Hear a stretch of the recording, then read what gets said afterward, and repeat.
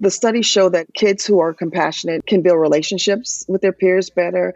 Literally, their heart rate slows down. The happy hormone is secreted more readily when they show compassion. Their lives are extended. So it really does have a lot of physical and mental health benefits as our kids become more compassionate.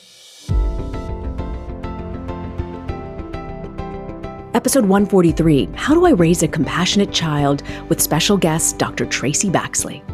You know what I've wondered? What is it in adults who don't have compassion that maybe their mama could have taught them that could have made a difference? That's my pressing question I want to know today. You do wonder, right? When somebody just seems to have so little trust in humanity and willing to sort of expand themselves towards it, you think, what went wrong along the way? How could that have been redirected at some point earlier in development than when I'm meeting you, this currently unkind adult? We're going to get an answer to that question today, I hope.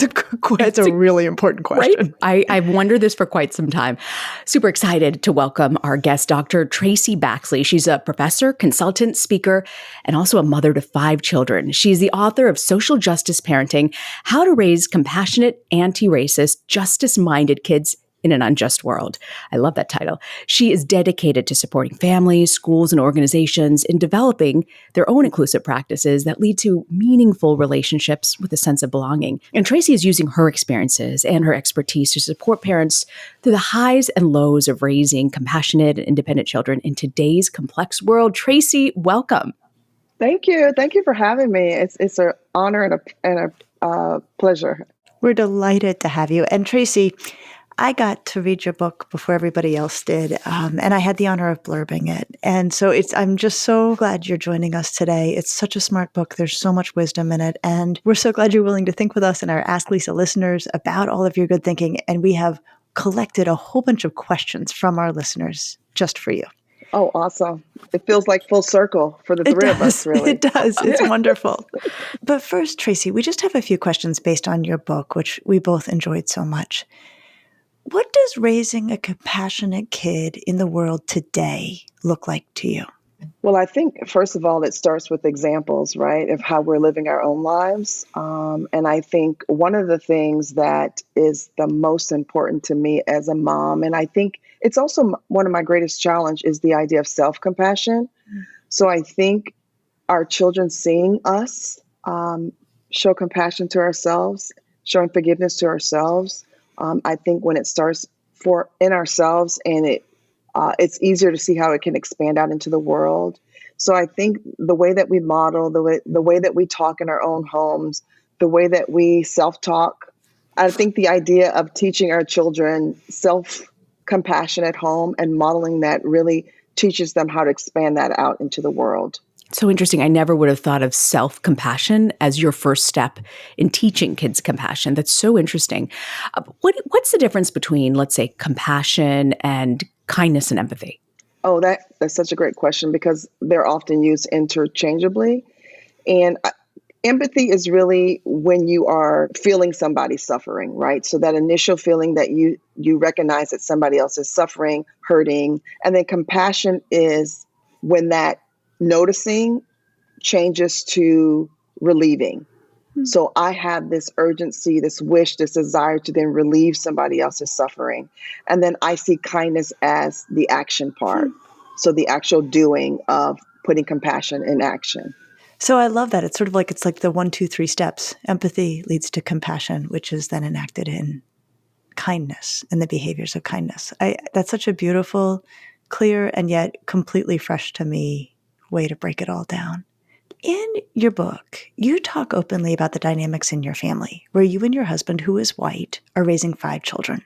Why focus on social justice? Why should parents be concerned about this? How does, what you live at home play out in the work you do for the world? Yeah, I think it all starts at home, right? I always talk about the idea that activism really starts at home, right? It starts in your own house. It starts with the way that you show up with your children, with your spouse, with your partner. And I think because my family have this diverse cultural experience, right? My husband and I grew up the same in a lot of ways, but very different in terms of our racial awareness. And I think it's really important that I have the conversations with my children, right, coming from the space of being a Black woman and my Black experience and lived experience. But I think it's also important that my children know what it's like for my husband to have grown up in a racialized world, and what those same experiences and how the perspective and how different they were for him. And so I think it's important, no matter what our backgrounds are, in our homes, that we're having those kinds of conversations if we're really trying to raise children who are empathetic, kind, and compassionate, because it's the moment of seeing other people and believing their lived experiences that we really get to kind of move our children from just empathy to really starting to take action out in the world. Traci, this concept of social justice is so polarizing in today's world. I mean, it can really be misconstrued in the current political and social environment. How do you help kids develop compassion for people who do not see the world through their same eyes? Yeah, it's amazing how that word has become such a trigger word in politics today. But really, when I talk to kids about social justice, it really is everybody who's hungry has food, right? Everybody who needs an opportunity for employment, they have that opportunity. Everybody who needs shelter has shelter. It really is about how do we make sure that everybody has their basic needs met and they have opportunities to grow, and opportunities to become their best selves.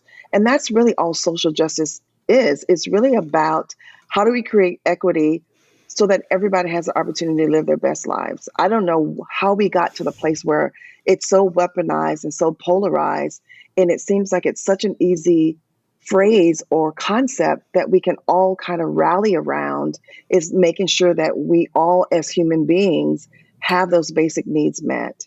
That's so helpful.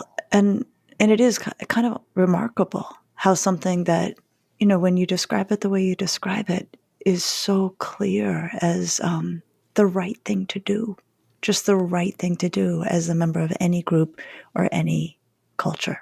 Yeah, just being a member of the human race, right? Yeah. Mm. That we should want those things for each other. All right, here we go. We got phenomenal questions. Our listeners are so thoughtful, and they share such wonderful and real and detailed thoughts and questions with us. So here's the first. How do I initiate a practice of serving/volunteering? My kids are 11 and 13, and I am bracing for some serious pushback. I think sometimes when we want to impose our will on our children, it doesn't work. It doesn't work very well. And I think that's when you kind of have these kind of family meetings around what's important to you as families. I think it's really important that as families, we create these core values, the things that are important, and how do they look in real life? Like, what does that look like on a daily basis to enact and to act on those core values? 10 and 11-year-olds have real ideas of what is true for them, right? What they're passionate about. And I think doing more listening and less pushing is really important, because what's important to them, what they find their passions in, can be very different from what yours are. So I think agreeing, like our core value is about giving back and helping, what that looks like. Let's have some, wiggle room around that. Like that could be something that's more fluid, and getting them to have some say into what that looks like for our family based on what they're interested in and what's important to them. Why is getting kids to volunteer so important? We've got this question from a listener who asks, how do I get my kids to not be so self-centered? And I'm wondering, are these two questions kind of linked? They are very linked. I think the more that our children are out and this is, I'm going to kind of go backwards for a second. I talk a lot about the importance of having these hard conversations with our children early, right? Not sheltering them, not creating a bubble around them to separate them from what's going on in the real world. And the more that they can have access to the real world issues, the more that they can grow their capacity for empathy and compassion. So I think this idea of leaning into what's going on in the world is the first step to that. And then the second thing is, the more opportunities they have to serve other people, the less that they are more entrenched about what's going on with them. They get to see, and this is another polarizing word right now, they get to see their privileges for what they are, whether it's race, whether it's socioeconomic, whether it's age, religion, whatever those privileges are. They get to see how they can use those privileges in a way that are tools for change, right? Tools for action, versus the way we're using it now often is this idea of weaponizing it. But the more opportunities they have to see the perspective of other people and do for other people, I think the more it builds their capacity to be less self-serving and more about how they can help other people. And there's the research shows that when we see or are involved in acts of kindness, right, it grows our spirit for more of that. So the more we see and do, really, the more our kids are able to feel what it's like to do for other people physiologically, right? I love that. And I also love that idea of privilege is about the capacity to be of service to others, to offer something to others. Just thinking about, I love how you mentioned the research, and what you're reminding me of is like incredible research about the value. And I think you're, gesturing at this, of kids feeling like someone's counting on them, like that there's someone out there who needs them or needs them to contribute in a meaningful way. And you're absolutely right. It's so well established in the literature that this is incredibly valuable for kids in all of these really, really powerful ways. There is so much beautiful work out in the world about the scientific benefits of teaching our kids compassion. The studies show that kids who are compassionate can build relationships with their peers better. They are more likely to have positive social interactions with their classmates. Literally, their heart rate slows down, and the happy hormone is secreted more readily, right? When they show compassion, it leads to more feelings of happiness, longer living. Their lives are extended when they show compassion. So it really does have a lot of physical and mental health benefits as our kids become more compassionate. I love it. Okay, you mentioned social relationships. And one question that we got in multiple versions is, it's all well and good, I'm sort of summarizing here, until the kid you're trying to socialize with is super annoying. So to sort of sum up the question in a gentler fashion, how do you balance being a good friend with taking care of yourself? How do you manage hangouts and inclusivity and sometimes dealing with a kid who's challenging? This is something that I not struggle with, but these are conversations that I've had with my children when they were younger, because I have a couple kids who are empaths, right? And they take on everybody's issue. They want to be everybody's friends. They want to be the fixer. And it was really important to have the conversation with my children about being compassionate and having boundaries. So really being able to hold both spaces at the same time. And so really, I think role playing with our children about what does it look like to be compassionate, but what does that look like when your boundaries have been crossed, right? If the child who's bullying you in some way when you're compassionate, consistently being rude, consistently showing up for you in a way that makes you feel not good about yourself or not happy. So what does that look like to hold boundaries around that and recognize that you can be both compassionate but hold your boundaries so that it's not infringing on your own mental health or physical health, really? Traci, that's a great question. One of our listeners also wrote in asking, how do I teach my kids to be kind and compassionate and nice to people, but also to stand up for themselves and be assertive? Yeah, and I think that goes with teaching them how to hold boundaries, especially with younger children. I'm a big proponent of role playing, like creating these scenarios, and I call it back pocket talk, so that our kids are ready when certain things happen. They don't have to think in the moment. I know all of us as adults, when we're in certain situations and when that situation has passed, we're like, oh man, I should have said. I wish I had thought to say, if I had to do that again, this is what I would say. Really equipping our kids with back pocket talk so that when certain situations arise, they already know what to say and they don't have to think about it. And I think showing our children how to do that, how to say things in a way that it's compassionate, right? But it's also very firm, because I think it's important for us to be able to use our words strongly, but use them still with compassion. Like, what does that look like? How are we listening, actively listening with care, right? How are we being mindful of our tone, right? And what our tone means. I always say to my kids, it's not what you say, it's how you say it. So you can say, for instance, no in a way that's very kind, or you could say no in a way that is kind and firm. So really thinking about how we choose our words, how we show empathy with our words, but how we use them in a way that shows that we've created boundaries is really important, that we are role playing, teaching our kids, giving them a language around that so that they feel empowered with their words. Back pocket talk. I like that, Lisa. I do. Traci, do you have any greatest lines, greatest hits, phrases that you have used or that you've helped your kids have on hand?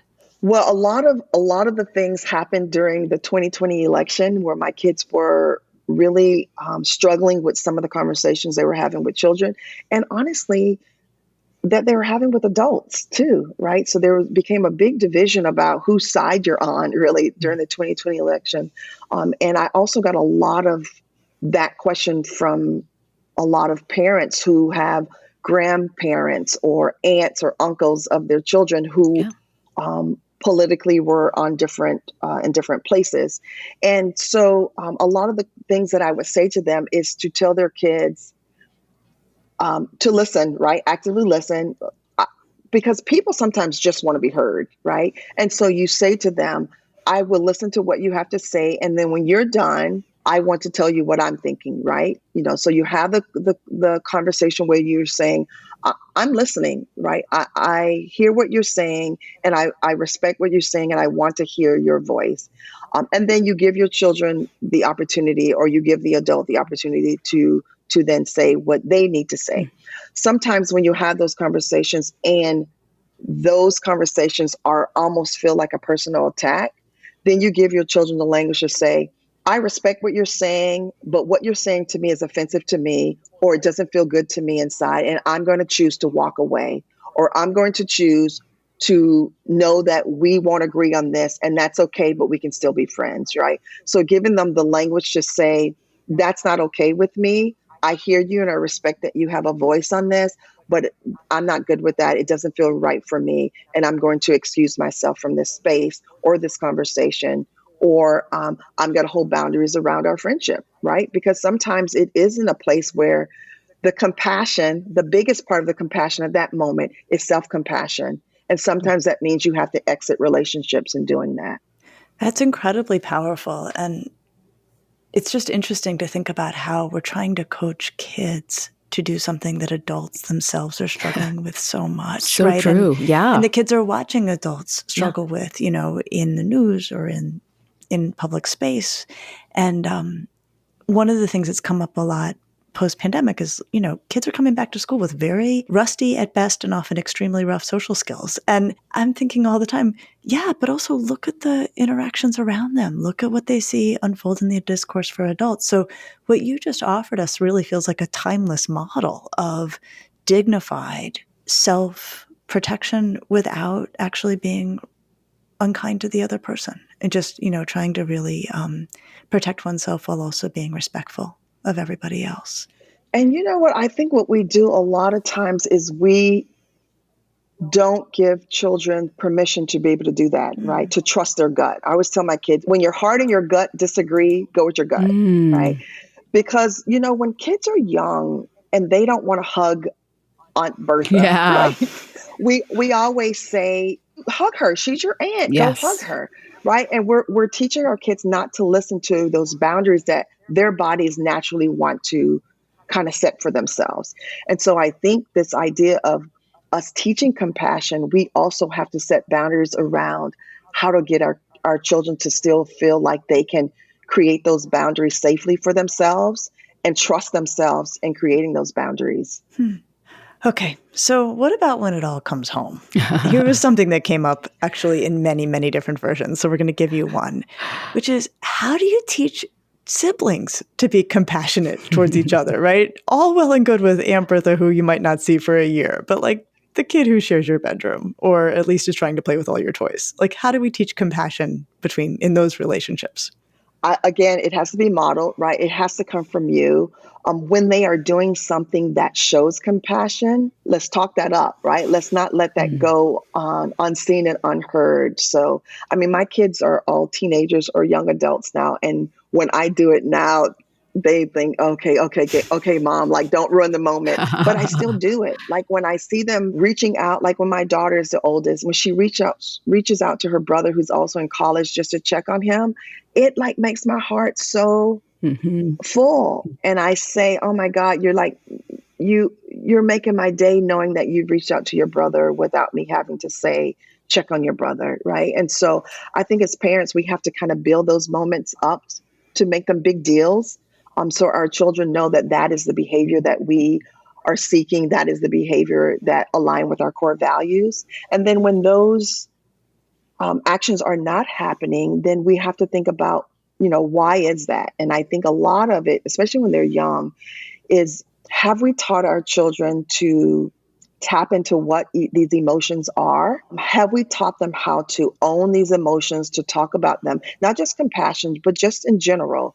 Do we talk about what it's like to feel? I know Mark Brackett's book, Permission to Feel, is such a great book on teaching kids to go beyond like angry, sad, happy. Like, what are those nuances of feelings? And so when they start to feel the idea of what it feels like to have empathy and compassion, they've already tapped into these emotions in a lot of different ways, so that these emotions feel kind of normalized in a lot of ways. But I think the idea of really teaching kids what emotions feel like, asking them about their emotions, is really important. And I also think it's that idea of saying to your children, are you sad? Are you angry? Is really could be dangerous, right? Because then that begins to define who they are. I mean, it's a slight twist, but this idea of saying, are you feeling frustrated? Are you feeling angry? So that they know that those feelings are not tied to them, but that it's something that kind of comes and goes, right? So I think really having overt conversations about emotions and feelings is really important for them to begin to tap in to what empathy and compassion feels like. Because when you're having those conversations about feelings, then they start to feel like there's some compassion coming from you, and asking them what they're feeling and why they're feeling those ways as well. Is teaching compassion to a 3-year-old different than teaching it to a 13-year-old? I think it is, because I think it's the language that you use to unpack those feelings. Like for a 3-year-old, I would say something like, it looks like you're feeling sad. Tell me why you think you're feeling sad, and maybe explain to them why they look like they're feeling sad. You're holding your head down, the way that you're looking at me with your eyes. And I know, mommy just told that you couldn't, stay up later, or that you couldn't have that ice cream. And is that how you're feeling? Is sad a good feeling to describe what it is that you're, the emotion that you're having right now? So talking to them about what that sadness looks like for you, and asking them if your feelings are correct in feeling that. I think it's still important that we ask our teenagers how they feel too, but it may look a little different. It may be like, it seems that looks like something's going on with you. What are you feeling right now? What does that feel like for you in your body? What does that look like for you? Tell me what that is. Why do you think you're feeling that way? So helping them to be more problem solvers in that, than doing the more of the explaining. So I think it is the same as tapping into those feelings, but the way that you ask them, it may be looking a little different. But I also want to say too, when you're dealing with teens and compassion, and I'm going to go back to this idea of self-compassion, I think teens really, they're in a state where they're more prone to like the self-criticism and the self-blame. And I think it's really important that we teach them to really tap into and zoom into what happens when they don't have self-compassion, and how do they start to to build that self-compassion, because I think that will go a long way for them to navigate through those teen years, and then to be able to use that idea of compassion when it is attached to other people. It's just gorgeous. I mean, what I think I hear you saying, Traci, is first we have to be incredibly compassionate with our kids. That helps them to be compassionate with themselves. And then they are positioned to be compassionate with other people. But it's got to go that order.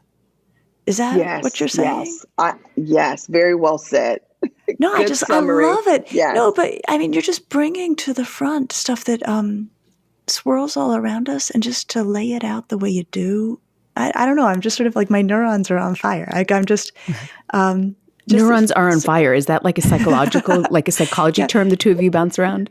Probably, but it's I'm sure a total perversion of actual neuroscience. Okay, Traci, let's talk about the limits of compassion, like where it may not always be easy to summon or know what to do with. We got this question from a listener. How do I help my kids be kind to someone who needs a friend but is not a good friend? I know, right? We get good questions. One. Yeah. I know. Yeah, that is a tough one. And I think it goes back to language, right? You can have modeling, right? Role playing with your children, the language to use when that's happening. Using I language, right? I feel that I am a good friend to you. These are the things that I do that I think demonstrate my friendship to you. I would love those things in return. These are the things that I define as a good friend. Can you talk to me about how you are reciprocating, or this friendship is mutual?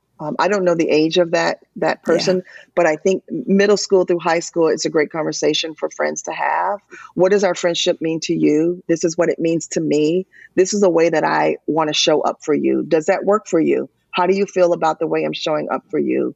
These are the things that I need in this friendship as well, right? Again, so it's about the language, and it's also about creating boundaries. Maybe this is a relationship that no longer serves me, right? People are in our lives for reasons and seasons, and maybe this is a relationship that that no longer serves me in some way. And so having those conversations with our kids about having to end relationships that no longer serve us is really important, because in friendships and relationships, our kids sometimes, especially our kids who are empaths or who are very over compassionate, they can say in things that no longer serve them, right? And again, it's about, am I having self-compassion by staying in a relationship where I don't feel good about myself at the end of it? So I think having conversations about, what is friendship to you? What does that look like? Here is what I offer as a friend for you. What do you think you offer for me as a friendship? And then having the conversation about, does this still serve us both? What adjustments can we make to make sure this friendship is a loving, safe friendship for both of us? And if that's something that can happen, maybe the boundaries are that, we're distant friends.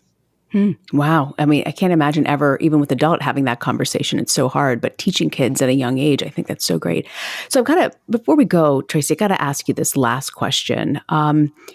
Somebody posed this to us, and they wanted to know, are compassionate kids really better off in this hyper-competitive world? I think they are, because I think it's what is needed, right? I think if we want to create the world that we want our children to live in, I think compassion has to be a part of that. The science, going back to the science, right? The science shows that when you are a compassionate person, all of these things, including being in an environment that's competitive, right? You bring a different energy to that environment. I think that serves everybody in it. Again, and I know I said this over and over, we do want to teach our kids boundaries around those things, but I think compassion is really the foundation for creating the world that we want our children to live in. Oh, Traci, thank you so much for joining us, and also for the really incredible work that you're doing. We're just so glad to spend some time with you. Thank you so much for having me. Dr. Traci Baxley. The book is called Social Justice Parenting: How to Raise Compassionate, Anti-Racist, Justice-Minded Kids in an Unjust World. We're going to post the link to her book in our show notes if you're interested. Dr. Baxley, grateful you could join us. Thank you so much. Well, I love what she says about the science that is behind compassion and why it's so important to teach our kids. I do too. And you know, Reena, how I love when we can bring the research to inform how we live our family life. It's my favorite thing. It is. Absolutely. I know you love it. So what do you have for us, Lisa, for Parenting to Go? I loved all of the language that Dr. Baxley provided in terms of how to talk with kids and also how to coach them in terms of having back pocket phrases. And this is something I've absolutely done a lot, both as a psychologist and also as a parent. I'm going to throw in a little twist that I have found works to help kids be open to all of that language. Is I will usually say something like, okay, this is like my 52-year-old version of how to say this thing. You'll figure out how to make it your 12-year-old version, but here are the ideas. Because I've sometimes watched kids get hung up on the like, I'm not going to say that. And very rarely in their interactions are they going to use the exact language that we would come up with in our kitchen. So you can get them over that hump saying like, this is my version. What would your version sound like? Mm. And that can actually help really put it into action in the moment. Mm. Hearing her say about the role playing, which is what you're also talking about too, is practicing that. You're setting them up for success because they've had a round at it before they actually have to come face to face. Absolutely, right? I've been with parents who will sometimes say like, why can't my kid say to the kid who just said to them, your shoes are ugly? Why can't they say, you shouldn't talk to me that way. That's not cool. And I've said to them, okay, but if somebody stopped you on the street and said something like, would you be ready with that language? Like, it's very hard to do. It's very hard to do. So I think practice, and then make room for kids to make it their own. Sounds great. Wow. I really enjoyed having her on. Dr. Traci Baxley. Lisa, I want to thank you, and I'll see you next week. I'll see you next week.